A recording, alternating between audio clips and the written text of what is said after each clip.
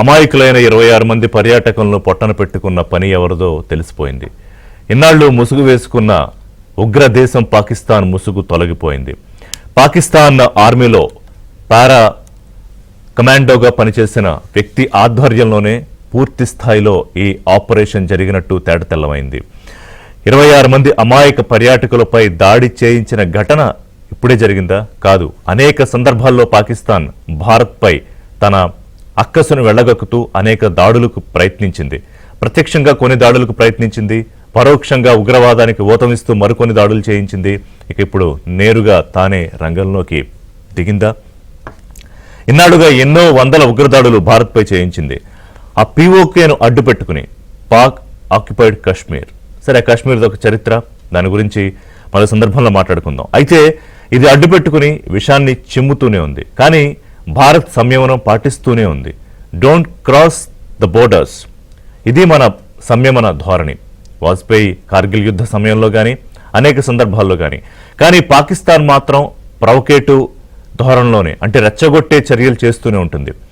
ఈ వారం రోజుల్లో దాదాపు 5 నుంచి 6 సార్లు ఎల్ఓసి దగ్గర కాల్పుల పాల్పడుతూనే ఉంది. దాన్ని భారత్ తిప్పుకొడుతూనే ఉంది. ఇక ఒక్కొక్క వాస్తవం వెలుగులోకి వచ్చేటప్పటికీ, కొన్ని వీడియోలు బయటకు వచ్చేటప్పటికీ ఇప్పటికే బాధతో రగిలిపోతున్న ఆయా కుటుంబాలు, ఆ మాటకొస్తే యావత్ భారతదేశానికి వెలుపల ఉన్న భారతీయులు, ప్రతిసారి మనం ఇలాగ దెబ్బలు తింటూనే ఉండాలా, దెబ్బ పడుతూనే ఉండాలా, వందలు వేలాది కుటుంబాలు బాధపడుతూనే ఉండాలా, ఏదో ఒక ప్రతీకార చర్య లేకపోతే ఎలాగా అనే ఒక భావోద్వేగంతో ఊగిపోతున్నారు. అది చాలా సహజమైన న్యాయమైన ఎమోషన్. కానీ పాకిస్తాన్ లాంటి దేశంతో డీల్ చేసేటప్పుడు చాలా జాగ్రత్తగా ఉండాలి. ఎందుకంటే భారత్ లాంటి ఒక వ్యవస్థీకృత దేశం కాదు పాకిస్తాన్. వాళ్ళకి ఎప్పుడూ ఉదయం లేస్తే భారత్ మీద ఎలాగా విషాన్ని పెంచాలి, దానికి ప్రత్యేకంగా ఎలాంటి శిక్షణలు ఇవ్వాలి, ఎలాంటి ఉగ్రమూకల్ని తయారు చేయాలి, ఎప్పుడెప్పుడు మన భారతదేశం మీదకి పురుగొల్పాలి, ఇదే వాళ్ళ నిత్య దైనందిన కార్యక్రమం. 2014 నుంచి నేటి వరకు, అంతకన్నా ముందు 47-48లో జమ్మూ కాశ్మీర్, 1965లో కాశ్మీర్, 1971లో బంగ్లాదేశ విభజన, 1999లో కార్గిల్ వార్. ప్రతిసారి ప్రొవోకేట్ చేస్తూనే వచ్చింది పాకిస్తాన్. దెబ్బ తీయలేకపోయింది, చావు దెబ్బతింది. అందుకని ఎలా దెబ్బ కొట్టాలి భారతదేశాన్ని, ఎలాగ భారత్ మీద విషయం పాకిస్తాన్ ప్రజలకి నూరిపోయాలి, దీని మీద వాళ్ళు వర్కౌట్ చేస్తున్నారు. దీని మీదే స్ట్రాటజీలు అల్లుతారు. 2014 నుంచి నేటి వరకు చూసుకుంటే 2016లో యురి తాలూకా ఘటన ఎవరు మర్చిపోరు. 19 మంది జవాన్లను పట్టుబెట్టుకున్నారు. సర్జికల్ స్ట్రైక్స్తో సమాధానం చెప్పాం. 2016లోనే జనవరిలో కొంచెం ముందుకెళ్తే పఠాన్కోట్ 7 సైనికులు చనిపోయారు. 2019 ఫిబ్రవరి పుల్వామా 40 మంది సిఆర్పిఎఫ్ జవాన్లను బస్సులో వెళ్తుంటే పేల్చేశారు. సరే, తర్వాత బాలాకోట్ ఎయిర్ స్ట్రైక్స్ జరిగాయి. సో వేర్వేరు దాడుల్లో అనేక మందిని ఇప్పటిదాకా పాకిస్తాన్ పొట్టన పెట్టుకుంది. భారత్లో రక్తం చిందించడమే ఓపెన్గానే చెప్తారు వాళ్ళ ప్రధానమంత్రులు, వాళ్ళ ఆర్మీ చీఫ్లు. వాళ్ళ ప్రధానమైన ధ్యేయం ఏంటంటే భారత్ రక్తమోడుతూ ఉండాలి. ఈ మధ్య కాశ్మీర్లో ఏదైతే ఎన్నికలు జరిగి ఒక ప్రశాంత వాతావరణం ఉంది, గడిచిన 3-4 నెలల్లోనే లక్షల స్థాయిలో పర్యాటకులు వెళుతూ ఉంటే అది చూడలేకపోయింది పాకిస్తాన్. అంటే అక్కడ పీస్ అనేది జనరేట్ కాకూడదు. సరే, ఎల్ఓసి దగ్గర కాల్పులతో బార్డర్ దగ్గర రెచ్చగొడుతూ ఉంది. ఇప్పటికే దౌత్యపరంగా వాణిజ్యపరంగా కొన్ని చర్యలు తీసుకుంది భారతదేశం. కానీ సరిపోదు. ఏం చేయాలి, ఏం చెయ్యాలని చెప్పేవాళ్ళు చాలా ఎక్కువ మంది అయిపోయారు. ఒక విచిత్రమైన పరిస్థితి ఏంటంటే మన దేశంలో ఇవాళ భారతదేశంలో బార్డర్ దగ్గర పోరాడుతున్న సైనికులు, ఇక్కడ సోషల్ మీడియాలో పోరాడుతున్న సైనికులు, రెండు ఒకటి కాదు సుమా. ఆ రెండింటి మధ్య చాలా వ్యత్యాసం ఉంది. అత్యంత నైపుణ్యం కలిగిన ఫారిన్ నేషనల్స్ ఎక్స్పర్ట్స్ ఉంటారు. అలాగే భారతదేశంలో కీలకమైన ఆఫీసర్స్ ఉంటారు. పాకిస్తాన్ తాలూకా ఆలోచనని, వాళ్ళ దొంగ బుద్ధిని దృష్టిలో పెట్టుకుని మనం ఏ చర్య తీసుకున్నా తీసుకోవాలి. రెండూ కూడా అణ్వాయుధాలు కలిగిన దేశాలు, ఇది మర్చిపోకూడదు. సో ఇప్పుడు పగల్గాం ఉగ్రదాడికి ప్రతీకారంగా భారత్ ఏం చేస్తుందనేది దేశవ్యాప్తంగా ఉన్న చర్చ. త్రివిధ దళాధిపతులతోనూ అలాగే రక్షణ మంత్రి, సిడిఎస్, జాతీయ భద్రతా సలహాదారులతో ప్రధాని అత్యున్నత స్థాయి సమావేశం నిర్వహించారు. ఇవాళ కూడా భద్రతా కమిటీ వ్యవహారాల కేబినెట్ సమావేశం జరగబోతోంది. వాళ్ళకి పూర్తి స్థాయి స్వేచ్ఛ ఇచ్చేశారు ప్రధానమంత్రి. ఏ సమయంలో ఎక్కడ ఎలాంటి ప్రతిస్పందన చెయ్యాలి, మనం దానికి నిర్ణయం తీసుకోండి. దాంతోపాటుగా ఇవాళ ఏ నిర్ణయం వస్తుంది, ఏం చేయాల్సిన అవసరం కనిపిస్తోంది అనేది మాట్లాడే భారత సైన్యం మీద ప్రధాని మోదీ పూర్తి స్థాయిలో విశ్వాసం ఉంచారు. ఆయనతో పాటు భారతదేశ ప్రజలందరూ కూడా నిలబడ్డారు. ఇవాళ త్రివిధ దళాలతో నిన్న జరిగిన భేటీ తర్వాత మరొకసారి అత్యున్నత స్థాయి సమావేశం జరగబోతోంది. ఏ నిర్ణయం తీసుకుంటారని దేశం అంతా ఎదురు చూస్తోంది. అంటే భారత సైన్యం ప్రతీకార వ్యూహం లేదా ప్రతిస్పందన వ్యూహం ఎలా ఉండాలి, తిరిగి భారతదేశానికి నష్టం కలగని రీతిలో ఉగ్రవాదులకు బుద్ధి చెప్పే స్థాయిలో ఉండాలంటే ఏం చేయాలి అనే చర్చ. అంటే మనం ఇక్కడ కూర్చుని స్టూడియోల్లో ఐఎమ్ గివింగ్ ఎ డిస్క్లైమర్, భారతదేశమో లేకపోతే సైన్యమో ప్రధానమంత్రి ఏ నిర్ణయాలు తీసుకోవాలని చెప్పట్లా. కానీ ప్రజలకు, అంటే ఏం జరుగుతుంది అని వేచి చూస్తున్న ప్రజలకు ఎలా ఉండాలి అని ఒక క్లారిటీ మాత్రమే మనం చర్చించే ప్రయత్నం చేస్తున్నాం ఈ చర్చ ద్వారా. నల్లమోతు చక్రవర్తి గారు ప్రముఖ విశ్లేషకులు, ఫారిన్ నేషనల్ అఫైర్స్ సంబంధించి వారు అవగాహన ఉన్న విశ్లేషకులు. కాసేపట్లో జడి లక్ష్మీనారాయణ గారు మనతో జాయిన్ అవుతారు, టైర్డ్ ఐపీఎస్. నమస్కారం చక్రవర్తి గారు. సో నమస్కారం అండి. పహల్గాం ఉగ్రదాడి పూర్తిగా అంటే ముసుగులు తొలగిపోయాయి. ఎన్నాళ్ళు ఒక ముసుగు వేసుకుని చేస్తున్న పాకిస్తాన్ తాలూకా ముసుగు దాదాపుగా తొలగిపోయిందా? ఒకటి, నిన్న జరిగిన అత్యున్నత స్థాయి సమావేశంలో త్రివిధ దళాధిపతులతో అలాగే రక్షణ మంత్రి, సిడిఎస్, జాతీయ భద్రతా సలహాదారులతో ప్రధాని భేటీ తర్వాత పూర్తి స్వేచ్ఛనిస్తూ క్లారిటీ ఇచ్చేశారా? అంటే yes you can take a call అని చెప్పేశారా ప్రధానమంత్రి? ఆ భేటీలో ఏం జరిగిందో మనకు తెలియదు. బట్ పత్రికలు రిపోర్ట్ చేసేదాన్ని బట్టి వాళ్ళకు పూర్తి స్వాతంత్రం ఇచ్చినట్లు తెలుస్తోంది. అయితే ఇప్పటి వరకు మనకు తెలిసిన విషయాలు, ఈ హషీమ్ మూసా అనే ఎలిట్ లష్కర్ ఈ తోయిబా వ్యక్తి మాస్టర్ మైండ్ ఈ టెర్రరిస్ట్ ఉదంతం వెనక అనేది కశ్మీరీ పోలీసులు చెప్తున్న విషయం. దాంతో పాటు ఇద్దరు స్థానికులు, ఆదిల్ తోకర్, ఆసిఫ్ షేక్ అనే ఇద్దరు స్థానికులు కూడా సాయం చేసినట్లు ఈ మూడు ఐడెంటిటీస్ ఈ రోజు మనకు ప్రభుత్వ సోర్సెస్ ద్వారా బయటకు వచ్చిన విషయాలు. భారతదేశం మనం పుల్వామా తర్వాత చూసుకున్నా కూడా ఆ దాడి జరిగిన తర్వాత మనం కూడా పాకిస్తాన్ మీద సర్జికల్ స్ట్రైక్స్ చేయడం జరిగింది. టెర్రరిస్ట్ క్యాంపుల మీద దాడులు చేసా ఉన్నారు, ధ్వంసం చేసా ఉన్నారు. సో అదే తరహాలో చేసే అవకాశం కనిపిస్తుంది. ఎందుకంటే మొత్తం సైన్యాన్ని అక్కడ మోహరించారు కాబట్టి పాకిస్తాన్ కూడా అట్లాంటిది ఏదో జరగబోతుందన్న యాంటిసిపేషన్ లో వాళ్ళు కూడా మోహరించారు. కాకపోతే ఈ యుద్ధ వాతావరణంలో ఈ ఎమోషన్స్ ఇంత హై ఉన్నప్పుడు గ్రౌండ్ రియాలిటీస్, వాస్తవాలు ఒక్కోసారి కనుమరుగయ్యే అవకాశాలు ఉంటాయి. కాబట్టి మనం వేచి చూడాలి ఇది ఏమవుతుందనేది. కానీ ఏమి చేయకుండా అయితే ఉండే అవకాశం లేదు. ఎందుకంటే భారత ప్రజలు, రిషి గారు చాలా ఆగ్రహంతో ఉన్నారు. ప్రభుత్వం మీద అక్కడ జరిగిన టెర్రరిస్ట్ ఉదంతంలో ప్రభుత్వ వైఫల్యం ఉందని కొంత భావిస్తున్నారు. నేను పూర్తిగా ఏకీభవించట్లేదు ప్రభుత్వ వైఫల్యం అని. బట్ అయినప్పటికీ కూడా ప్రజల్లో పౌరులను అక్కడ చంపిన విధానం ఏదైతే ఉందో అది చాలా మందిని ఇబ్బంది పెట్టింది. భార్యను చూస్తుండగా భర్తను చంపటం, కుటుంబ సభ్యులు చంపటం, పిల్లల ముందు చంపటం, అది మన దేశంలో ఇప్పటికి గత 25 సంవత్సరాల్లో 40,000 మంది పైన చనిపోయారు టెర్రరిస్ట్ ఉదంతాల్లో. ఇక్కడ ఇట్లాంటి ఉదంతాలు చాలా జరిగాయి మన దేశంలో. కానీ ఇది పర్టికులర్లీ ఎందుకు ప్రజల్లో ఆగ్రహవేశాలు తీసుకొచ్చిందంటే ఆ జరిగిన విధానం ఎంచుకొని ఒకరొకరిని కోల్డ్ బ్లడెడ్ కిల్లింగ్ మూలంగా ప్రజలు చాలా ఆగ్రహం ఉంది. ప్రభుత్వంకి అసలు గత్యంతరం లేదు, ఏదో ఒక్కొక్కటి చక్రవర్తి గారు ఒక్కొక్క వాస్తవం తెలుస్తూ ఉంటే, అంటే ఒకటి ఇంతకుముందు మనకు తెలిసినవి ఏంటంటే వాళ్ళ ఐడి కార్డులు చూసి మతం ఏంటని వాళ్ళని ఖురాన్లో కల్మా అంటారు కదా దాన్ని, అవి చదవమని, సో ఇవన్నీ కాదని నిర్ధారించుకున్న తర్వాత ఇంకా కావాలంటే వాళ్ళ ట్రౌజర్స్ కూడా ఇది చేసి చూశారని, అంటే ఇవన్నీ ఒక్కొక్కటి వింటుండే. అది కాకుండా నిన్న ఎగ్జిట్ గేట్ దగ్గర, ఎంట్రీ గేట్ దగ్గర వాళ్ళు నిలబడి మొదట్లో ఎగ్జిట్ గేట్ దగ్గర స్టార్ట్ చేశారు. ఇటు నుంచి అటు పారిపోతుంటే ఎంట్రీ గేట్ దగ్గర, అంటే ఎటు పారిపోలేని పరిస్థితుల్లో వాళ్ళని పెట్టేసి చాలా ఘోరంగా కాల్చి చంపేసిన పరిస్థితి. అయితే మనం అడగాల్సింది ఏంటంటే ఎందుకు చేశారు ఆ విధంగా? ఖచ్చితంగా ప్రజల్ని రెచ్చగొట్టడానికి, విద్వేషాలని రగిల్చడానికి చేసిన పని. కాబట్టి ప్రజలుగా మనం ఆలోచించాల్సింది ఏంటంటే వాళ్ళు పెట్టిన ట్రాప్ లో మనం పడటం అనేది సరైన పద్ధతి కాదు, పడకూడదు.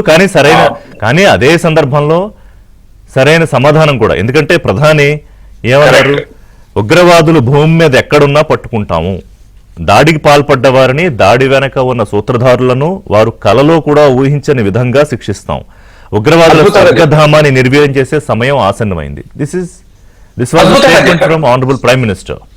అద్భుతంగా చెప్పారు సార్. నేను అసలు దాంట్లో ఏ మాత్రం 100% ఏకీభవిస్తాను. కానీ 1,00,000 మంది సైన్యం ఇటు నిలబడి, 1,00,000 మంది సైన్యం అటు నిలబడి బాంబులు వేసుకుంటే మాత్రం ఏం సాధించలేము. That's not the I think నాకు తెలిసి ప్రధాని కానీ మన అత్యున్నత సమావేశంలో జరిగిన సమావేశంలో కూడా బహుశా, ఎందుకంటే ఇంకొక విషయం చెప్తా, మీకు తెలియనివేం కాదు ఈ విషయాలు, జస్ట్ చర్చ సందర్భంగా ప్రస్తావిస్తున్నాను నేను అంతే.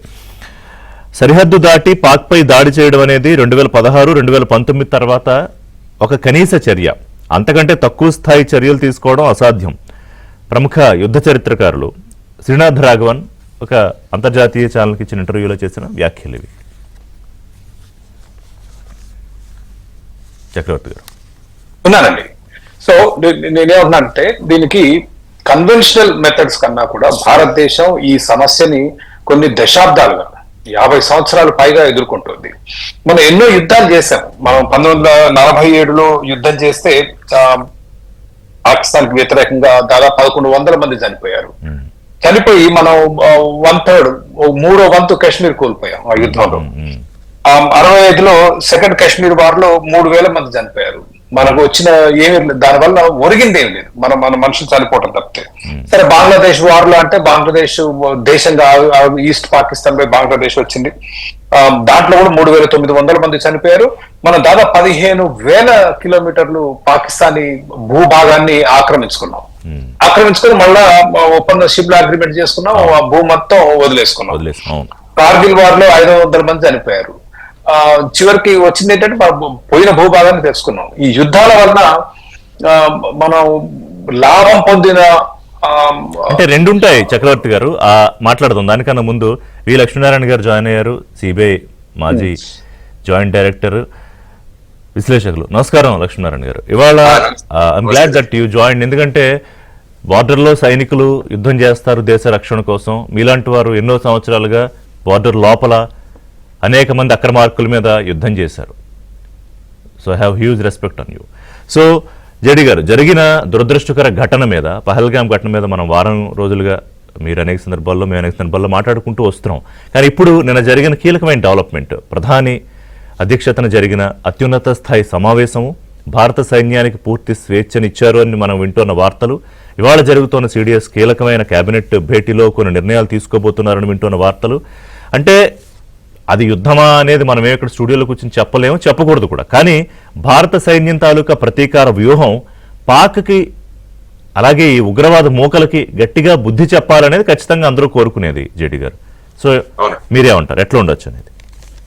డెఫినెట్ గా నిన్న జరిగిన ప్రధానమైన మీటింగ్ మన చీఫ్ ఆఫ్ డిఫెన్స్ స్టాఫ్, తర్వాత ఆర్మీ జనరల్, తర్వాత ఎయిర్ ఫోర్స్ చీఫ్, తర్వాత admiral, along with Ajit Doval గారితో జరిగిన మీటింగ్ లో వాళ్ళు ప్రధానంగా నిర్ణయించింది ఏంటంటే, మీరు అన్నట్టు భారత డిఫెన్స్ ఫోర్సెస్ కి మేము పూర్తి స్వేచ్ఛనిస్తున్నాము. కాబట్టి వారు ఏ విధమైన చర్యలు తీసుకోవాలి, ఏ టైంలో చేయాలి, ఏ టార్గెట్ ని ఎన్నుకోవాలి అన్నది మనకు పేపర్స్ లో వచ్చిన ప్రధానమైన అంశం. అందువల్ల ముఖ్యంగా ఇది చూస్తే డిసైడ్ ది మోడ్ అంటారు. అంటే ఏ పద్ధతిలో వెళ్ళాలి, ఏ టార్గెట్లను లక్ష్యం చేయాలి, టైమింగ్ ఎప్పుడు ఉండాలి అన్నది కూడా వారికే ఆలోచించమన్నారు. తర్వాత ఈ రోజు ముఖ్యంగా ఇంకొక కేబినెట్ కమిటీ ఆన్ సెక్యూరిటీ అన్నది ఈ రోజు కూడా ఒక మీటింగ్ జరగబోతోందని విన్నాం. సో ఇందులో ప్రధానంగా మీరు చూసుకుంటే ఎప్పుడు కూడా భారతదేశం యొక్క రియాక్షన్ అన్నది కొద్దిగా టైం తీసుకున్నాం మనం. మీరు ఫర్ ఎగ్జాంపుల్ ఊరి సంఘటన తీసుకున్నా, అందులో 10-11 రోజులు తీసుకున్నారు. తర్వాత పుల్వామా ఘటన తీసుకున్నా కూడా అందులో ఫిబ్రవరి 14 జరిగితే ఫిబ్రవరి 26న సర్జికల్ స్ట్రైక్ జరిగాయి, ఓ 12 రోజుల టైం బట్టి. అందువల్ల ఎప్పుడైనా కూడా స్ట్రాటజిక్ గా మనం డిసైడ్ చేసేటప్పుడు, ఎందుకంటే గత 7 రోజుల నుంచి మనం మీడియాలో కూడా చూసాం, అనేక మంది కూడా రెస్పాండ్ అయ్యారు, ఇమీడియట్ గా చర్యలు తీసుకోవాలి అన్నది. అంటే ఫుల్ ఫ్లెడ్జ్డ్ గా యుద్ధంలోకి వెళ్ళాలి, ఇవన్నీ కూడా అందరూ మాట్లాడుతున్నారు. ఎందుకంటే ఆ సంఘటన అలాంటిది. పహల్గావ్ లో జరిగిన సంఘటన మీరు అన్నట్టు అందరి యొక్క హృదయాలను కలిచివేసింది. తర్వాత మన ఎమోషన్స్, సెంటిమెంట్స్ కూడా వెంటనే భారతదేశం ప్రత్యుత్తర చర్యలు తీసుకోవాలన్నది కూడా అందరూ మాట్లాడింది. తర్వాత ప్రతిపక్షాలు కూడా ప్రభుత్వం ఏ నిర్ణయం తీసుకుంటే దానితో మేమందరం కూడా సంఘీభావం ప్రకటిస్తామన్నది వారు కూడా ప్రకటించారు. కాబట్టి ఈ టైంలో యాక్చువల్ గా ఫీల్డ్ లో ఉండబోయే వాళ్ళు ఆర్మ్డ్ ఫోర్సెస్. కాబట్టి వారికి ఈ విధంగా కంప్లీట్ ఫ్రీడమ్ ఇవ్వడం అన్నది సరి అయిన నిర్ణయం. ఆ తర్వాత వారికి కావాల్సిన బ్యాకప్, పొలిటికల్ డెసిషన్స్ ఇవన్నీ కూడా తీసుకుంటూ ఉంటారు. కాబట్టి ఎందుకంటే ఫీల్డ్ లో ఉన్న మనిషికి స్వేచ్ఛ ఉందంటే అతను తన కంప్లీట్ కెపాసిటీతో పనిచేస్తారు. లేకుంటే ప్రతిసారి మేము రెఫర్ చేసుకోవాలి, పర్మిషన్ తీసుకోవాలి అంటే ఏమవుతుందంటే వాళ్ళ ఆలోచనలో కూడా కొద్దిగా డిఫెన్సివ్ వస్తుంది. కానీ ఇప్పుడు కావాల్సింది offensive way of doing it అన్నది మనకు స్పష్టంగా తెలుస్తుంది. సో ఈ నిర్ణయాలు ఖచ్చితంగా మన డిఫెన్స్ ఫోర్సెస్ తీసుకుంటారు, తీసుకోవాలి కూడా. ఎందుకంటే మీరు అన్నట్టు ఇంతకు ముందు విశ్లేషకుడు వారు కూడా మాట్లాడారు. వారు కూడా ఏమన్నారంటే గత అనేక యుద్ధాలు కావచ్చు, అనేక సందర్భాల్లో కావచ్చు, భారతదేశం చాలా నష్టపోయాము. ప్రతిసారి ఎవరో ఒక ఇంటర్నేషనల్ మీడియం వచ్చేసి మధ్యలో మీడియేషన్ చేయడము. ఈవెన్ 2019లో తీసుకుంటే ట్రంప్ గారే స్వయంగా కశ్మీర్ సందర్భంలో భారత్ పాకిస్తాన్ కి నేను మధ్యవర్తిస్తానని చెప్పి ఆయన కూడా మాట్లాడారు. సో ఆ విధమైన పరిస్థితుల్లో ప్రతిసారి ఈ విధంగా సంఘటన జరగడం, ఆ తర్వాత ఏదో చిన్న యాక్షన్ జరగడం. కాబట్టి నా ఉద్దేశంలో ఏంటంటే ఈసారి కంప్లీట్ గా పాకిస్తాన్ భూభాగం నుంచి ఈ ఉగ్రవాద తత్వం ఏదైతే ఉందో, ఉగ్రవాదులు ఎవరైతే ఉన్నారో వారందరినీ ఏరి పారేయాల్సిన అవసరం చాలా ఉంది. ఎందుకంటే గత సమయంలో మనం బాలాకోట్ పరిసరాల్లో కాన్సన్ట్రేట్ చేశాం. అంతకుముందు ఊరి జరిగినప్పుడు మనం ఒక 5 టెర్రరిస్ట్ లాంచ్ ప్యాడ్స్ ని ధ్వంసం చేశాం. కానీ ముఖ్యంగా పాకిస్తాన్ లో స్థావరం వేసుకొని తిష్ట వేసుకొని కూర్చున్న ప్రధానమైన ఉగ్రవాదులు ఎవరైతే ఉన్నారో అంటే దావుద్ ఇబ్రాహిం కావచ్చు, హఫీజ్ సయ్యద్ కావచ్చు, మౌలానా మసూద్ అజర్ కావచ్చు, ఇంకా మిగతా వాళ్ళు ఎవరైతే ఉన్నారో వారందరి మీద చర్యలు తీసుకోవాల్సిన అవసరం చాలా ఉంది. అంటే మన అక్కడ ఆర్మ్డ్ ఫోర్సెస్ స్ట్రైక్స్ గానీ, లేకుంటే వాళ్ళను పట్టుకురావడం గానీ. తర్వాత ఏంటంటే మొత్తం ప్రపంచ దేశాలు కూడా పాకిస్తాన్ ఉగ్రవాదానికి వాళ్ళు కూడా బలి అయి ఉన్నారు. ముఖ్యంగా మీరు తీసుకుంటే అమెరికా లాంటి దేశం కూడా 2001వ సంవత్సరంలో ట్విన్ టవర్స్ కూల్చేసిన తర్వాత వారి ప్రధానమైన నిందితుడు ఎవరైతే ఉన్నారో ఒసామా బిన్ లాడెన్ పాకిస్తాన్ లోనే అతను ఆశ్రయం తీసుకున్నాడు. సో ఇది కూడా అమెరికాకు తెలుసు. ఇంకా ఆ సందర్భంలో ఉన్న ఇంకొందరు మంది నేరస్తులు కూడా ఇంకా కావాలి అమెరికాకు, వాళ్ళు కూడా పాకిస్తాన్ లో ఉన్నారు. సో ఆ విధమైన పరిస్థితులలో ఇప్పుడు ఆ ప్రతిచర్యలు అన్నవి అందరం కలిసి తీసుకోగలిగితే వన్స్ ఫర్ ఆల్ ఒక సొల్యూషన్ తీసుకురాగలము అన్నది ప్రధానంగా ఆలోచిస్తుంటారని నేను అనుకుంటాను. సో ఆ విధమైన చర్యలు ఉంటాయి. ఎస్ ఋషి గారు, ఒకటి ఇప్పుడు తహవూర్ రాణాను భారత్ కు అప్పగించిన తరువాత అంటే మనకి దానికి దీనికి ఒక లింక్ ఎస్టాబ్లిష్ చేసుకుంటే అంటే ఏదో ఒక రకంగా ఇప్పుడని కాదు, ఇప్పుడు 2001 నుంచి పార్లమెంట్ పై పాక్ ఉగ్రదాడులు, సరే అంతకుముందు యుద్ధాలు, ఆ తర్వాత యుద్ధంలో ఇందాక నేను చెప్పినట్టు ఎదురుగా వచ్చి దెబ్బతీసే పరిస్థితి పాకిస్తాన్కి ఎలాగూ లేదు, వాళ్ళకి తెలుసు. సో ఈ దొంగ దెబ్బ తీయడానికి రకరకాల విన్యాసాలు. ఇప్పుడు వాళ్ళు చేసే కామెంట్స్ ఏంటంటే ఏదో కొంతమంది వాళ్లే ఏదో విక్టిమ్స్ లాగా, ఇప్పుడు మాజీ ప్రధాని ఇమ్రాన్ ఖాన్ అంటాడు జైల్లోంచి, మీరు కానీ ఏదైనా చర్యలు తీసుకుంటే అప్పట్లో పుల్వామా తర్వాత తీసుకున్నట్టు దానికి మూల్యం చెల్లించుకోవాల్సి వస్తుంది అంటాడు. పాక్ ప్రధానమంత్రి ఇంకోటి మాట్లాడతాడు, విదేశాంగ మంత్రి ఇంకోటి మాట్లాడతాడు. రెచ్చగొట్టే వ్యాఖ్యలు చేసిన ఆర్మీ చీఫ్ ఎక్కడున్నాడో తెలియదు. నిన్న 40 లాంచ్ ప్యాడ్స్ నుంచి మొత్తం బంకర్లకు తరలించారట. ఏది ఈ ఉగ్రమూకల్ని పాకిస్తాన్ సైన్యం. ఇవన్నీ మనకు అక్కడి నుంచి వస్తున్న తర్వాత పాక్ మీడియాలో దానిలో కానీ మిగతా వాటిలో ఏంటంటే ఇంటెలిజెన్స్ రిపోర్ట్ వాళ్ళకి ఏంటంటే 36 నుంచి 48 గంటల్లో భారత్ చాలా ఎయిర్ ఫోర్సెస్ ఎయిర్ స్ట్రైక్స్ చేసే అవకాశం ఉంది అని అప్రమత్తం అవడం. సరే ఈ ఎల్ఓకే దగ్గర వాళ్ళ అత్యాధునిక రాడార్ సిస్టమ్స్ పెట్టడం అంటే రెచ్చగొడతారు. అంటే ఏంటంటే ఆ సైకాలజీ ఏంటి జేడీ గారు? ప్రొవోకేటింగ్ చేయడము, మళ్ళీ వాళ్లే మాట్లాడటము, అంటే ప్రపంచం గమనించదనుకుంటారా లేకపోతే గుర్తించదనుకుంటారా? How to understand? బేసిక్ గా ఏంటంటే పాకిస్తాన్ ప్రతిసారి కూడా మా ప్రమేయం లేదన్నది వాళ్ళు అలా మాట్లాడుతూనే వస్తున్నారు. భారతదేశంతో ఇప్పటి వరకు జరిగిన సంఘటనలు అన్నిట్లో కూడా మా ప్రమేయం లేదనే మాట్లాడారు, ఇంక్లూడింగ్ 26/11 ముంబై అటాక్ కూడా. ఆ తర్వాత ఇప్పుడు ప్రతి సంఘటన తర్వాత కూడా భారతదేశం తనకున్న ఇంటెలిజెన్స్ ఇన్పుట్స్ గానీ, ఆ తర్వాత ఎవిడెన్స్ గానీ ఇవన్నీ కూడా అన్ని దేశాలకు కూడా వాళ్ళు ప్రదర్శించి పాకిస్తానే ఈ విధంగా చర్యలు తీసుకుంటుందని స్పష్టంగా తెలియజేయడం జరిగింది, ఇంక్లూడింగ్ పెహల్గావ్ లో కూడా మనకు వచ్చిన ఎలక్ట్రానిక్ ఎవిడెన్స్ కావచ్చు, లేకుంటే సర్వేలెన్స్ ఎవిడెన్స్ కావచ్చు, వీటన్నిటిని కూడా ఇంటర్నేషనల్ ఫోరం లో భారతదేశం మన ముఖ్యంగా విదేశాంగ మంత్రి జయశంకర్ గారు వారు చేస్తూ అందరూ కూడా కన్క్లూజన్ కి వచ్చారు. ఎందుకంటే 140 దేశాలు ఈ ఘటనను ఖండించాయి. ఆ తర్వాత 15 పెద్ద రాజ్యాల యొక్క అధిపతులు కూడా ప్రధానమంత్రి గారితో మాట్లాడడం జరిగింది. సో పాకిస్తాన్ ఈ విధంగా ఉన్నదని చెప్పేసి అందరికీ తెలుసు. కానీ ప్రతిసారి కూడా పాకిస్తాన్ ముఖ్యంగా ఇమ్రాన్ ఖాన్ కావచ్చు, ఇప్పుడే ప్రధాని కావచ్చు, వీరందరూ కూడా వాళ్ళు అక్కడ వాళ్ళ ప్రజల యొక్క సెంటిమెంట్స్ ఎమోషన్స్ రేజ్ చేయడానికి ఒక విక్టిమ్ కార్డ్ అన్నది వాళ్ళు వాడేవాడు ప్రతిసారి. ఈసారి కూడా వాడుతున్నారు, అందులో అదేమీ లేదు. ఈ మధ్య కాలంలో వాళ్ళు మీరు అన్నట్టు వాళ్ళ డిఫెన్స్ ఫోర్సెస్ ను కూడా అలర్ట్ చేస్తూ, తర్వాత వాళ్ళ దగ్గర ఉన్న ఉగ్రమూకలు ఏవైతే ఉన్నాయో, ఎందుకంటే వాటి వెనకాల ఐఎస్ఐ ప్రాధాన్యంగా ఉంది. యాక్చువల్ గా ఐఎస్ఐనే ఉగ్రవాద సంస్థగా ప్రకటించే ప్రయత్నం కూడా భారతదేశం చేయాలి. అది ప్రభుత్వ సంస్థ కావచ్చు, కానీ ప్రతి ఉగ్రవాది దాడి వెనకాల ఐఎస్ఐ. ఇప్పుడు ఈ మెయిన్ గా తీసుకున్న పారా కమాండో వీరు కూడా, వీళ్ళంతా కూడా ఐఎస్ఐ ట్రైన్డ్. ఎందుకంటే మేము యాంటీ టెర్రరిజం స్క్వాడ్ లో పనిచేస్తున్నప్పుడు కొంతమంది మీద యాక్షన్ తీసుకోవడం జరిగింది. ఒక లష్కర్ ఏ తైబా మాడ్యూల్, ఒక 25 మంది మాడ్యూల్ ను బ్రేక్ చేసి ఆల్మోస్ట్ 16 AK-47లు, RDX, గ్రెనేడ్స్ ఇవన్నీ పట్టుకోవడం జరిగింది ఎల్లోరా ప్రాంతంలో. అందులో వాళ్ళందరూ కూడా ఇప్పుడు శిక్ష అనుభవిస్తున్నారు, జైల్లో ఉన్నారు ముంబైలో. సో వారిని ఇంట్రాగేషన్ లో తెలిసింది ఏంటంటే, వీళ్లను అప్పట్లో ఇరాన్ మార్గంగా పాకిస్తాన్ కి తీసుకువెళ్లి అక్కడ ట్రైనింగ్ ఇచ్చి మళ్ళా వీళ్లను బార్డర్ నుంచి ఈ విధంగా ప్రవేశింపజేసి, ముఖ్యంగా దక్షిణ భారతదేశంలో ఈ విధమైన అల్లకల్లోలు సృష్టించాలన్నది లష్కర్-ఈ తైబా ఇప్పుడు మనం మాట్లాడుతున్న సమయంలో కూడా లక్ష్మీనారాయణ గారు అండ్ చక్రవర్తి గారు, వాళ్ళు 6వ రోజు కూడా వరుసగా నియంత్రణ రేఖ దగ్గర కాల్పులు జరుపుతున్నారు. సరే, మన ఫోర్సెస్ వాటిని ఎదుర్కొంటున్నారు, రిస్ట్రిక్ట్ చేస్తున్నారు. అంటే కావాలని రెచ్చగొట్టే చర్యలు అంటే ఇప్పుడు ఆర్ ది వెయిటింగ్ అండి? అంటే భారత్ తీసుకునే చర్యల మీద, అంటే దీని మీద చాలా చర్చ ఉంది, మాట్లాడదాం. ఒక చిన్న బ్రేక్ తీసుకుంటా. అంటే ప్రతీకార చర్య భారత్ తీసుకుంటే, ఎందుకంటే 2 దేశాల దగ్గర అణ్వాయుధాలు ఉన్నాయి. సో ఈ బోత్ ఆర్ ఎక్స్పర్ట్స్ ఈ అణ్వాయుధాల విషయంలో. ఇప్పుడు చాలా యుద్ధాలు జరుగుతున్నాయి, ఇప్పుడు ఉక్రెయిన్ రష్యా యుద్ధం, కానీ ఎక్కడ అణ్వాయుధాల ప్రయోగం ఏం జరగలేదు. సరే, ఇంకా రకరకాల యుద్ధాలు. కానీ ఎందుకని ఇప్పుడు అణ్వాయుధాల చర్చ వస్తోంది? అదేమిటంటే భారత్ ఇప్పుడు సంయమనం పాటించాలి అని సరే ఐక్యరాజ్య సమితి చెప్తుంది, అవసరమైతే మధ్యవర్తిత్వం వహిస్తామని కూడా చెప్తుంది.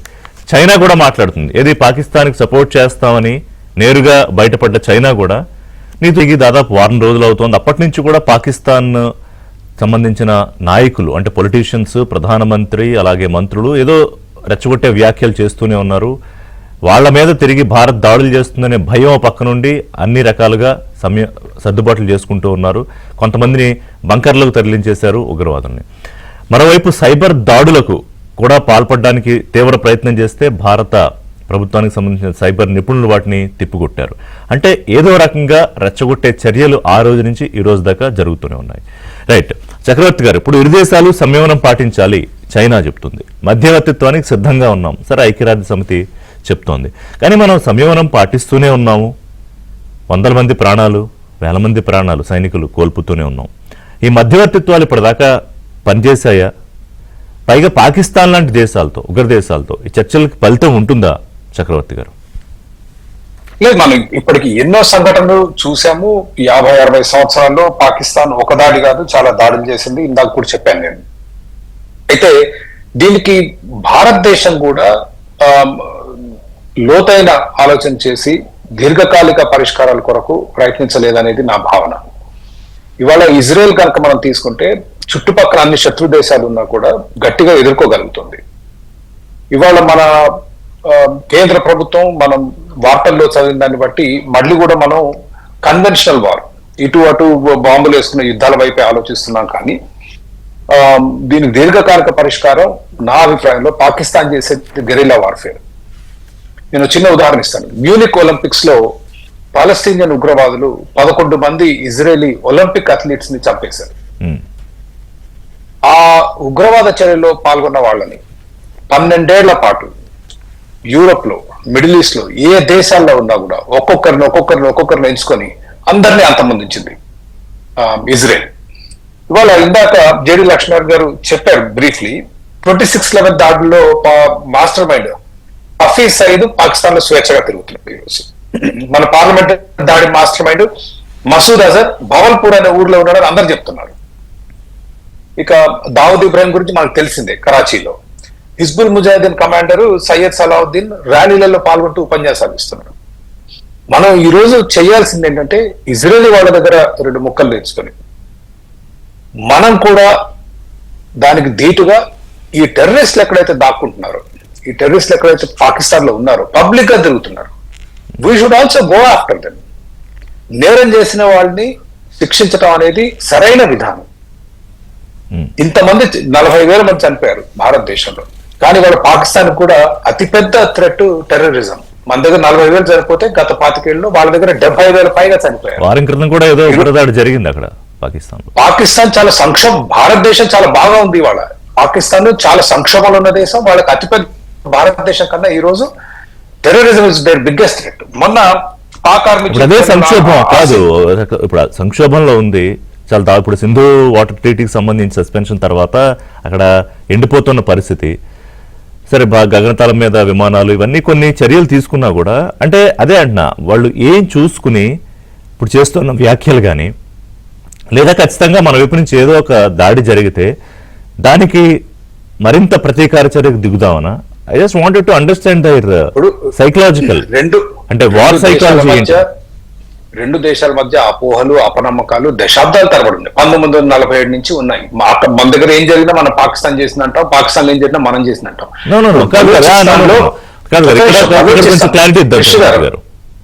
మనం ఏం చేసినా పాకిస్తాన్ జరిగింది అంటున్నాం అంటే అది వేరేలా వెళ్తుంది. ఇప్పుడు ఇందాక జేడీ గారు చెప్పినట్టు వీఆర్ ప్రొడ్యూసింగ్ ఎవిడెన్సెస్ కదా ఫర్ మెనీ ఇన్సిడెన్సెస్. వినండి, బలూచిస్తాన్ లో ట్రైన్ ఏదైతే వాళ్ళు హైజాక్ చేశారో దాంట్లో పాకిస్తానీ సోల్జర్స్ 40 మంది దాకా చనిపోయారు. దాంట్లో మన పాత్ర ఉందని నేను అనుకోవట్లేదు, కానీ పాకిస్తాన్ వాళ్ళు ఎప్పుడు అనుకుంటారు ఇది భారతదేశం జయిస్తోంది అని. దాంతో పాటు పాకిస్తాన్ ఆక్యుపైడ్ కాశ్మీర్ లో ఈ రోజు కాశ్మీర్ లో గిల్గిట్, బల్టిస్తాన్, ఆజాద్ కాశ్మీర్ ఇవన్నీ ప్రాంతాలు ఉన్నాయి. ఒక పక్క బల్టిస్తాన్ వాళ్ళు హక్కుల కొరకు పోరాడుతున్నారు. పాకిస్తాన్ ఆక్యుపైడ్ కాశ్మీర్ లో పోయిన సంవత్సరం 5 లక్షల మంది అక్కడ ప్రభుత్వానికి, పాకిస్తాన్ ప్రభుత్వం వ్యతిరేకంగా భారీ ఎత్తున మీటింగ్ పెట్టుకుని ప్రొటెస్ట్ చేశారు. అందులో ప్రత్యేకంగా యువత వాళ్ళు చెప్పేది ఏంటంటే, మాకు పాకిస్తాన్ ఆక్యుపైడ్ కాశ్మీర్ కంటే కాశ్మీర్ వ్యాలీలో ఉన్న వాళ్ళ ప్రజలు సంతోషంగా ఉన్నారు, వాళ్ళ ఎకానమీ బాగుంది, వాళ్ళకు ఎంతో కొంత ఆదాయాలు ఉన్నాయి, మా పరిస్థితి ఇక్కడ దుర్భరం. పిఓకేలోను బాల్టిస్తాన్ లోను 2 ప్లేస్ లో వాళ్ళ పార్లమెంట్ లో ప్రాతినిధ్యం లేదు అక్కడ ప్రజలకి. They don't have rights. వాళ్ళకి ఏమన్నా స్థానిక ప్రభుత్వాలే ఉన్నాయి, కానీ ఆ స్థానిక ప్రభుత్వాలు కూడా స్వేచ్ఛగా ఉండవు, మిలిటరీ ఆధ్వర్యం నడుస్తున్నాయి. సో రకరకాల సమస్యలు ఉన్నాయి. బట్ నేను చెప్పేది ఏంటంటే, మనకున్న మరీ సింప్లిఫై చేసి పాకిస్తాన్ మీద మన మీదే యుద్ధానికి కూర్చున్నట్లు ఆలోచించే క్లిష్టమైన సమస్య. నా అభిప్రాయంలో కన్వెన్షనల్ వార్ అనేది దీనికి పరిష్కారం కాదు. పాకిస్తాన్ లో ఎక్కడ టెర్రరిస్టులు ఉంటే వాళ్ళని హంటింగ్ డౌన్. ఈ రోజు కూడా మనకు ఒక వ్యవస్థ లేదు ఆ దేశంలో. ఇప్పుడు దావూద్ ఇబ్రాహిం ఎన్ని సంవత్సరాల నుంచి ఉన్నాడంటే పాకిస్తాన్. ఇప్పుడు అమెరికా ఉంది, బిన్ లాడెన్ ఉన్నాడు, వెళ్ళి ఫినిష్ చేసి వచ్చారు. ఇజ్రాయెల్ చేస్తుంది వాళ్ళ ఆ పని. మన అన్ని దేశాల్లోకి వెళ్ళి చేయమనట్లేదు. కెనడాలోను, అమెరికాలోను మనం చేసినట్టు అన్న అభియోగాలు ఏవైతే ఉన్నాయో ఆ పద్ధతి అనట్లేదు. పాకిస్తాన్ టెర్రరిస్ట్ దేశం, వందలాది టెర్రరిస్ట్ ఉన్నారు. మనం కూడా స్ట్రైక్ ఫోర్స్ ఉండాలి, క్రాస్ బార్డర్ స్ట్రైక్స్ ఉండాలి, స్పెషల్ ఫోర్స్ ఉండాలి. గబుకు లోపలికి వెళ్ళి తెలిసిన అక్కడ టెర్రరిస్ట్ అనేది రూఢి అయిన తర్వాత వాళ్ళు ఫినిష్ చేసే వ్యవస్థ ఒకటి ఉండాలి. ఈ రోజుకి లేదనేది నా అభిప్రాయం. లక్ష్మీనారాయణ గారు, are you agreeing with Chakravarthi గారు? అంటే conventional versus guerrilla. Conventional war అన్నది it should be last priority, it should be the last resort అన్నది సాధారణంగా ప్రతి ఒక్కరు కూడా, ఈవెన్ మిలిటరీ ఎక్స్పర్ట్స్ కూడా చెప్తున్న విషయం. It should be last resort. ఎందుకంటే ఇద్దరి దగ్గర కన్వెన్షనల్ వెపన్స్ ఉన్నాయి, వాళ్ళ దగ్గర డిఫెన్స్ ఫోర్సెస్ ఉన్నాయి. ఆ తర్వాత చైనా ఒకటి కొద్దిగా ప్రమాదకరంగా ఉంటుంది మనకి ఎప్పుడు కూడా. చైనా బిహైండ్ ది స్క్రీన్ నుండి పాకిస్తాన్ ని సపోర్ట్ చేస్తూనే ఉందని మనకు తెలుసు. ఓపెన్ గా ఇప్పుడు ఈ ఇన్సిడెంట్ ని కండెమ్ చేసినా కూడా ఎప్పుడైతే ఈ యుద్ధం పరిస్థితికి వస్తుందో, ఎందుకంటే పాకిస్తాన్ కి ముఖ్యంగా ఆయుధ సరఫరాలు చేస్తున్నది చైనా మరియు అమెరికా. కాబట్టి ఆ విధంగా ఏ దేశమైనా కూడా వాళ్ళ ఆర్మ్డ్ ఈ వెపన్స్ తర్వాత ఇవన్నీ సప్లై చేయడం వల్ల వాళ్లకు చాలా ఫారిన్ ఎక్స్చేంజ్ వస్తుంది. కాబట్టి ఆ విధంగా సారీ టు స్టాప్ యూ, అంటే ఇప్పుడు అమెరికా ఒక రకంగా న్యూట్రల్ అయిపోయింది, అంటే వాళ్ళు మీరిద్దరు తేల్చుకోండి అన్నట్టుగా. సరే, చైనా ఓపెన్ గా పాకిస్తాన్ సపోర్ట్ అంటే, మరి మనకి మిత్రదేశం, మనం ఆయుధాలు తీసుకుంటాం, రష్యా మనకి అండగా ఉండే అవకాశం లేదా ఇప్పుడు? ఎందుకంటే Russia is busy with Ukraine war. Ukraine లో వాళ్ళు బిజీగా ఉన్నారు. తర్వాత మొన్నే మనం ఫ్రాన్స్ నుంచి రఫాల్ కూడా ఒక 26 విమానాలు కూడా కొనుగోలు మీద సంతకం కూడా జరిగింది. కాబట్టి ఏది చూసినా కూడా ఫైనల్ గా కన్వెన్షనల్ వార్ అన్నది it should B a last resort. తర్వాత ఏంటంటే ముఖ్యంగా మీరు ఇంతకు ముందు అన్నట్టు పాకిస్తాన్ ఇంత చేసి కూడా అదే గొడవ పెడుతుంది అన్నట్టుగా మీరు చెప్పారు. అది కరెక్ట్. ఎందుకంటే పాకిస్తాన్ ఎప్పుడు కూడా మా దగ్గర న్యూక్లియర్ వెపన్స్ ఉన్నాయి అన్నదాన్ని ఒకటి వాళ్ళు మాట్లాడుతున్నారు వాళ్ళ పొలిటికల్ డిస్పెన్సేషన్ మీరు చూస్తే. అంటే వాళ్ళ ఉద్దేశం ఏంటంటే దాన్ని మళ్ళా మాట్లాడి ఇంటర్నేషనల్ లెవెల్లో భారతదేశం మీద కూడా ఒక ప్రెషర్ ఉండేటట్టు మీ ఇద్దరు కూర్చొని మాట్లాడుకోండి, దీనికి ఒక సొల్యూషన్ కనిపెట్టండి అని వాళ్ళు అవాయిడ్ చేయడానికి ఈ విధమైన ప్రయత్నాలు. ఎందుకంటే ముఖ్యంగా మీరు న్యూక్లియర్ వెపన్స్ యొక్క ప్రోటోకాల్ ఒకసారి గమనిస్తే భారతదేశానికి పాకిస్తాన్ కి ఒక తేడా ఉంది. అక్కడ కూడా ప్రైమ్ మినిస్టర్ దగ్గరే ఉంటుంది ఫైనల్ డెసిషన్, అక్కడ కూడా న్యూక్లియర్ కమాండ్ అథారిటీ అన్నది కూడా ఉంటుంది. కానీ నో ఫస్ట్ యూజ్ అన్నది భారతదేశం యొక్క ప్రిన్సిపల్. అంటే మన దగ్గర ఉన్న అణ్వాయుధాలు మొదట మనం ఉపయోగించకూడదు, ఇన్ కేస్ ఎవరైనా ఉపయోగిస్తే రిటాలియేషన్ మెజర్ లో మనం ఉపయోగించాలన్నది భారతదేశం యొక్క న్యూక్లియర్ పాలసీ. కానీ ఈ నో ఫస్ట్ యూజ్ పాలసీ అన్నది పాకిస్తాన్ కి లేదు.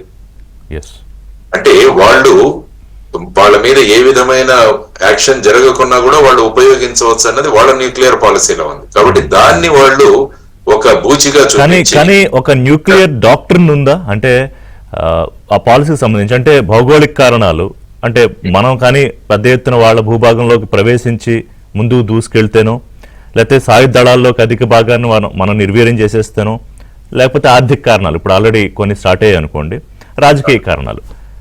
సో అస్థిరత కలిగితే ఈ డాక్టరీన్ ఆధారంగా దాడులు చేయొచ్చు అనేది ఏమన్నా ఉందా? కనీసం అది కూడా ఏం ఫాలో అవరా?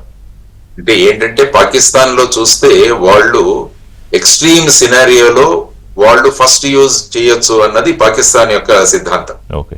భారతదేశం యొక్క సిద్ధాంతం ఏంటంటే strict no first use policy. అంటే భారతదేశం ఎవరైనా మన మీద రిటాలియేషన్ గా మాత్రమే న్యూక్లియర్ వెపన్స్ ను వాడాలి అన్నది మన డాక్టరీన్ ఉంది. సో దీన్ని పాకిస్తాన్ వాళ్ళు ఉపయోగించుకొని ఇప్పుడు ఎలాగైనా ఇంటర్నేషనల్ మధ్యస్థిత్వం జరగాలి అన్నది ఒక ఫ్రంట్ లో వాళ్ళు మొదలు పెట్టారు. అందుకనే మీరు చూసుకుంటే యుఎన్ సెక్రటరీ జనరల్ గుటెరస్ కూడా ఆయన ఏమన్నాడు, భారత పాకిస్తాన్లు రెండు కూర్చోవాలి, మాట్లాడుకోవాలి, రెండు న్యూక్లియర్ పవర్స్ ఉన్న దేశాలు అన్నట్టుగా మాట్లాడుతున్నారు. సో ఈ విధమైన పరిస్థితిలో చక్రవర్తి గారు మాట్లాడినట్టు, అందుకనే నిన్న జరిగిన మీటింగ్ లో కూడా వారు స్పష్టంగా చెప్పింది ఏంటంటే, మనకు పేపర్ లో వచ్చిన సమాచారం బట్టి మోడ్, టార్గెట్, టైం, ఈ మూడు కూడా మీరు డిసైడ్ చేయాలి అన్నది వాళ్ళకు ఆర్మ్డ్ ఫోర్సెస్ కి ఇచ్చిన ఇన్స్ట్రక్షన్స్ ఆ విధమైన ఫ్రీడమ్ ఆఫ్ డెసిషన్. సో దీన్ని బట్టి చూస్తే టార్గెట్స్ ఐడెంటిఫికేషన్, తర్వాత ఏ మోడ్ లో వెళ్లి వాళ్ళను కొట్టాలి, తర్వాత ఎప్పుడు కొట్టాలి అన్నది ప్రధానంగా. కాబట్టి నేను ఇంతకు ముందు అన్నట్టు ఉగ్రవాదం అన్నది ప్రధానమైన సమస్య భారతదేశానికి పాకిస్తాన్ నుంచి. కాబట్టి ఆ ఉగ్రవాదాన్ని మనం తీసివేయగలిగే కాంక్రీట్ స్టెప్స్ ఈసారి తీసుకోవాలి. అంటే ఒక లిమిటెడ్ కాకుండా వీ హావ్ టు గో. ఇందాక వారు మొసాద్ ఏదైతే ఇజ్రాయెల్లో వాళ్ళు ఒక్కొక్కరిని వాళ్ళు ఏ విధంగా మట్టు పెట్టారో, తర్వాత అమెరికా కూడా ఉసామా బిన్ లాడెన్ ఏ విధంగా ఒక వాయిస్ ని రికగ్నైజ్ చేసి ఏ విధంగా అక్కడ యుఎస్ సీల్స్ వచ్చి ఆయన అంతమొందించారో, ఈ విధమైన కేపబిలిటీ ఉన్న మన ఫోర్సెస్ ని ఉపయోగించి, అంటే ఒకటి రెండిట్లో మీరు చెప్పిన రెండిట్లో అంటే టార్గెట్ క్లియర్ గా ఉంది జడి, బట్ ఇక్కడ టార్గెట్ క్లియర్ గా లేదు.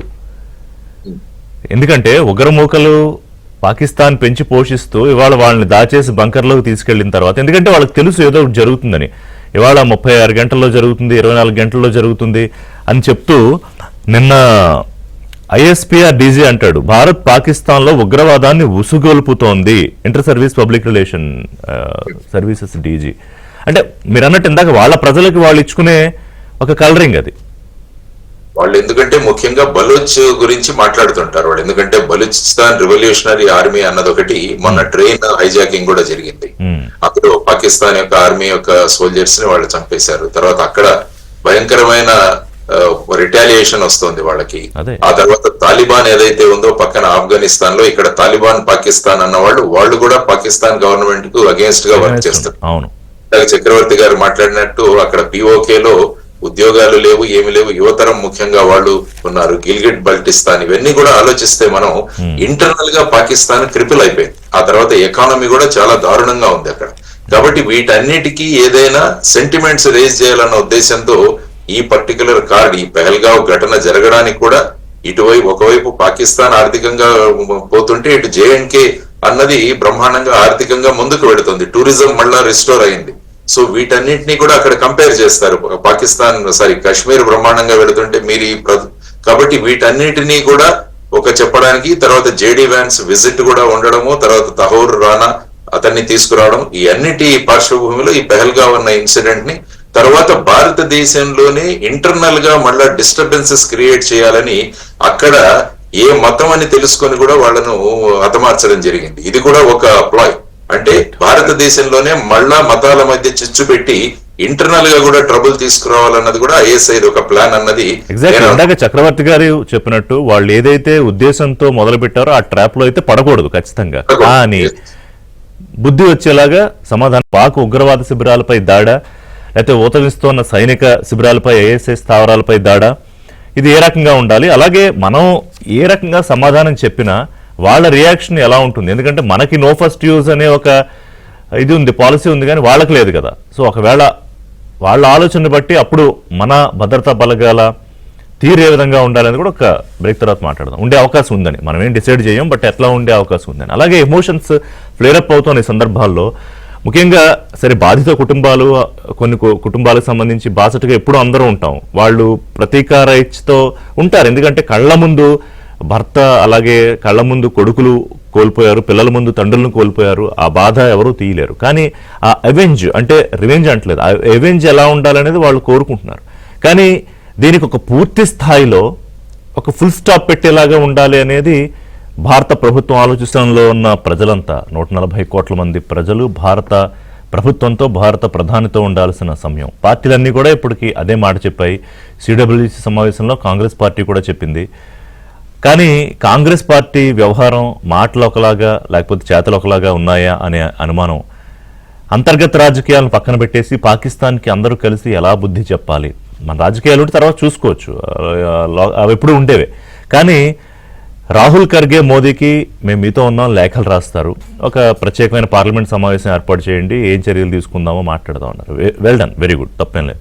కానీ సోషల్ మీడియాలో గాయబ్ అని ఒక తలలేని ప్రధానిని వారి వస్త్రధారణ, వేషధారణ సూచించే, అక్కడ పేర్లు లేకపోయినా ఇట్లాంటివి పెట్టడం, ఇష్టం వచ్చినట్టు ఏది పడితే అది కామెంట్లు చేయడం. నిన్న నేషనల్ మీడియాలో అంతా అదే చర్చ పెట్టింది. దేని మీద చర్చ చేయాలనుకోవట్లేదు. కానీ కాంగ్రెస్ పార్టీ ఏదో ఒక దశలో ఇది కంట్రోల్ చేయకపోతే దేశ ప్రజల ముందు దోషిగా నిలబడాల్సిన పరిస్థితి, ప్రమాదం రెండూ ఉంటాయి. కాంగ్రెస్ పెద్దలు దీన్ని గ్రహించాలి. అక్కడి వరకు దీన్ని నేను పరిమితం చేయాలనుకుంటున్నాను, ఎందుకంటే చర్చ జరగాల్సింది వేరే అంశాల మీద. రైట్, చక్రవర్తి గారు, ఇప్పుడు మనం తీసుకునే యాక్షన్స్, ఇప్పుడు కోల్డ్ స్టార్ డాక్టరీన్ అని నేను చదివాను, అది డెఫినెట్గా మీరు దాని మీద ఎక్కువ అవగాహన ఉన్నవారు. అణ్వస్త్రాలు ప్రయోగించేందుకు తగిన పెద్ద కారణాన్ని పాకిస్తాన్కి కల్పించకుండా మనం ఎలాంటి చర్యలు తీసుకోవాలని. కానీ మనం తీసుకున్న వాళ్ళు దాన్ని అంతర్జాతీయ సమాజం ముందు ఎలా పెడతారు? పరిమిత దాడులే అని మనం భావించిన అంతర్జాతీయ సమాజం వాటిని ఎలా చూస్తుంది? దాని తర్వాత ఉండే రియాక్షన్స్ ఎలా ఉంటాయి? అది కూడా మనం ఒకసారి చర్చిద్దామా? తప్పకుండా. ఇప్పుడు డిప్లొమాటికల్లీ, దౌత్యపరంగా కనుక చూస్తే పాకిస్తాన్ కి చైనా అన్కండిషనల్ గా సపోర్ట్ చేస్తుంది. చైనా ఏమి ఆషామాషి దేశం కాదు ఈ రోజు. It is a very large economy, 13 trillion డాలర్ల ఎకానమీ. అమెరికాలో దాదాపు 1/3 సైజు. జేడీ గారు ఇందాక చెప్పారు, అమెరికా యుద్ధ విమానాలే ఈ రోజు పాకిస్తాన్ కి రక్షణగా ఉన్నాయి. And they are far superior ఎయిర్ క్రాఫ్ట్స్, అమెరికా యుద్ధ విమానాలు. కానీ part of the arrangement is దాడులకి, సెల్ఫ్ డిఫెన్స్ కే వాడచ్చు అమెరికా యుద్ధ విమానాలు. కాబట్టి భారత్ దాడి చేస్తేనే వాళ్ళు చేయగలరు కానీ ఏకపక్షంగా భారత భూభాగంలోకి పాకిస్తాన్ యుద్ధ విమానాలు చొచ్చుకొచ్చే అవకాశం లేదు. Because that is one of the condition. Defence కు మాత్రమే వాడాలి, అఫెన్స్ కు వాడకూడదు అనేది ముఖ్యంగా. మనకు పోయినసారి మనం పుల్వామా అటాక్ జరిగినప్పుడు కూడా మన యుద్ధ విమానాలు వెళ్ళిన తర్వాతనే they activated and brought one of the MiG down. మీకు గుర్తుంది కదా, అభినందన్ మన పైలట్ అభినందన్ జరిగింది.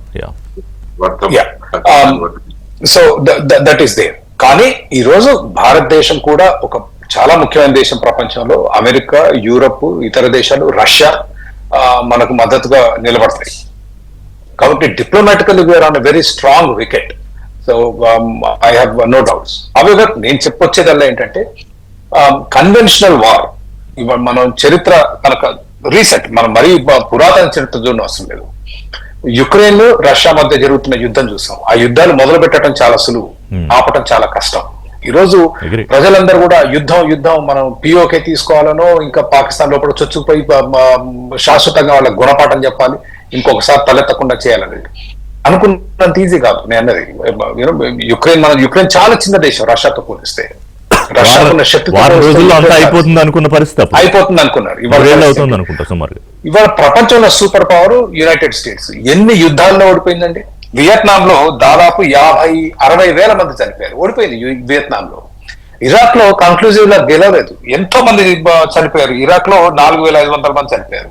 మన ఆఫ్ఘనిస్తాన్ లో చూసాం, బైడెన్ అధ్యక్షుడు అయిన తర్వాత వదిలేసి వెళ్ళిపోయారు. ఆఫ్ఘనిస్తాన్ కూడా వాళ్ళు పెద్దగా సాధించలేకపోయారు, 2500 మందిని కోల్పోయారు. అట్లని మనం ఏమి చేయొద్దని నేను ఏమాత్రం అనట్లేదు.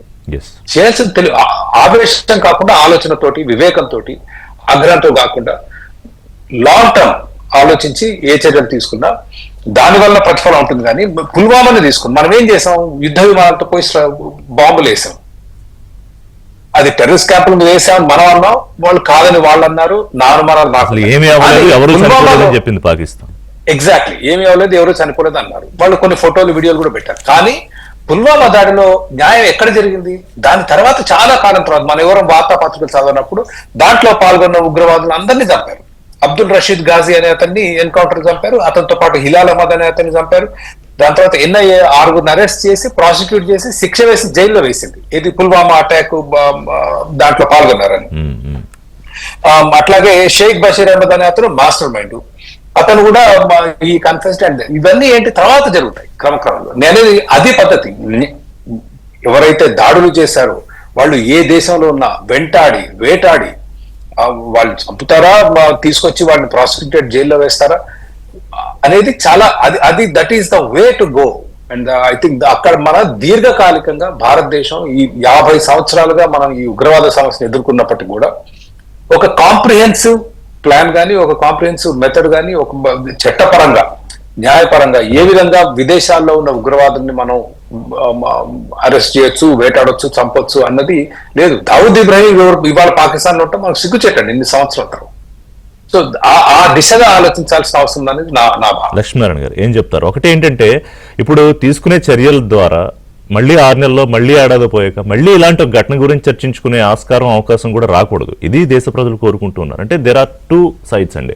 ఒకళ్ళు చాలా పీక్ ఎమోషన్స్ లో ఉన్నారు, కమాన్ పాకిస్తాన్ అంతా మన ముందు, ఇవన్నీ ఓకే, అది కుదరని పని అనుకున్నా కూడా యుద్ధం అనేది పరిష్కారం కాదు అనుకుంటే కనుక కన్వెన్షనల్ మెథడ్లో what is the best possible options మళ్ళీ మనం ఈ ఉగ్రవాద దాడులకు బలవకుండా ఉండాలంటే? ముఖ్యంగా మీరు ప్రపంచంలో జరిగిన ఉగ్రవాద దాడులు చూసుకుంటే ఇంటెలిజెన్స్ ఇన్పుట్స్ అన్నవి చాలా ఉంటాయి. ఈ ఇంటెలిజెన్స్ ఇన్పుట్స్ అన్నవి క్లియర్ గా వర్కౌట్ చేసి దానికి కౌంటర్ గా మనం చేయాలంటే మనం ఆలోచించింది పెహల్గావ్ ఇన్సిడెంట్ ని మనం ప్రివెంట్ చేసి ఉండొచ్చా అన్నది కూడా ఒక చర్చ జరుగుతుంది. అంటే ఇంటెలిజెన్స్ ఇన్పుట్స్ ఉన్నాయి. ఇంతకు ముందు బిల్ క్లింటన్ విజిట్ చేసినప్పుడు సుమారుగా 21 మంది సిక్ కార్మికుల్ని అక్కడ చంపివేసిన సంఘటనలు ఉన్నాయి. Saudi Arabia crown prince visit చేసినప్పుడు కూడా సంఘటన జరిగింది. JD వ్యాన్స్ విజిట్ అప్పుడు కూడా ఏదో ఒకటి జరుగుతుందన్న ఇంటెలిజెన్స్ ఇన్పుట్స్ కూడా ఉన్నాయి. కాబట్టి ముఖ్యంగా భారతదేశం చేయాలంటే ఇంటెలిజెన్స్ ఇన్పుట్స్ అన్నవి బాగా స్ట్రాంగ్ గా తీసుకుని వాటికి ప్రోటోకాల్స్ మనం డెవలప్ చేసుకోవాలి. అది మన ఇంటిని మనం చక్కబెట్టుకోవడం అన్నది ఒకటి. రెండవది మీరు అన్నట్టు ఈ కోల్డ్ స్టార్ డాక్టరీన్ ఏదైతే ఉందో, అంటే కన్వెన్షనల్ వార్ఫేర్ కు వెళ్లకుండా కూడా క్విక్ గా మొబిలైజ్ చేయడము, తర్వాత షార్ప్ స్ట్రైక్స్ మనం మొదలు పెట్టడము, తర్వాత వచ్చేసి ఆ టెర్రర్ క్యాంప్స్ ఉన్న వాటిని మొత్తాన్ని ధ్వంసం చేయడము, ఈ విధమైన చర్యలన్నీ కూడా కోల్డ్ స్టార్ డాక్టరీన్ లో మనకు వస్తాయి. ఇంకొకటి ఏంటంటే ఫుల్ ఫ్లెడ్జ్డ్ వార్ ఎప్పుడైతే మొదలు పెట్టామో భారతదేశం ఎకనామిక్ రంగంలో బ్రహ్మాండంగా ఆర్థికంగా బలోపేతం అవుతుంది. ఇప్పుడు 5వ స్థానంలో ఉన్నాము, త్వరలో 3వ స్థానానికి వెళ్లి 5 ట్రిలియన్ ఎకానమీ దిశగా భారతదేశం పెడుతుంది. ఇంతకుముందు చక్రవర్తి గారు అన్నప్పుడు వార్ స్టార్ట్ చేయడం చాలా సులభం, కానీ దాన్ని ఏ విధంగా తీసుకువెళ్ళాలి అన్నది. ఎందుకంటే ఇరు పక్షాల దగ్గర వెపన్స్ ఉన్నాయి, లేటెస్ట్ మోడర్న్ టెక్నాలజీ ఉంది. ఆ తర్వాత చైనా ఆ సైడ్ నుంచి వాళ్ళకు రడార్ సపోర్ట్, మిగతా సపోర్ట్ కూడా ఇస్తుంది. కాబట్టి ఇది ఎంతవరకు వెళుతుందో అన్నది చెప్పలేము. వారు కరెక్ట్ గా ఎగ్జాంపుల్ ఇచ్చారు, రష్యా యుక్రెయిన్ అన్న చిన్న దేశాన్ని ఈ విధంగా. తర్వాత ప్రపంచ దేశాలు ఎవరి సైడ్ లో ఎలా వస్తాయి, ఫైనల్ గా యుద్ధం మొదలైతే అమెరికా ఇప్పుడు న్యూట్రల్ గా ఉంది, రేపు యుద్ధం మొదలైతే ఎలా ఉంటుందో తెలియదు మనకి, చెప్పలేము. ఎందుకంటే మొదట ఖండించారు, తర్వాత ఇండియా పాకిస్తాన్ ఇద్దరు కూడా మాకు సమంగా మిత్రులు అన్నారు. సో ఈ విధంగా చూసుకుంటూ వెళుతుంటే ధోరణి మనకు వేరువేరుగా వస్తుంది. కాబట్టి యాక్చువల్ గా యుద్ధం మొదలైన తర్వాత ఎవరు ఏ విధమైన వ్యూ పాయింట్ తీసుకుంటారో అన్నది కూడా మనం ఆలోచించాల్సిన అంశం. కాబట్టి వారు అన్నట్టు బెస్ట్ ఈస్ ఈ టెర్రరిజం వెనకాల మనం పడాలి. You should be after this terrorist and terrorism. కాబట్టి ఇది ఏదో 3-4 రోజులు మనం సర్జికల్ స్ట్రైక్స్ కాకుండా ఒక లాంగ్ టర్మ్ ఇది వేసుకొని వాళ్ళను ఒక్కొక్కరిని కూడా వెంటాడి ఈ విధంగా తీసుకువచ్చే అవకాశాలు మనం అందిపుచ్చుకోవాలి. తర్వాత ఇంటర్నేషనల్ కమ్యూనిటీ ఏదైతే ఉందో, దేశాలు ఏవైతే ఉన్నాయో వారందరినీ కూడా మన సైడ్ లో ఉంచుకుంటూ ఈ పాకిస్తాన్ ఎక్స్పోజ్ వెరీ ఇంపార్టెంట్. అవును, పాకిస్తాన్ ని ఎక్స్పోజ్ చేసి, ఎందుకంటే అన్ని దేశాలు కూడా పాకిస్తాన్ వల్ల నష్టపోయిన దేశాలే.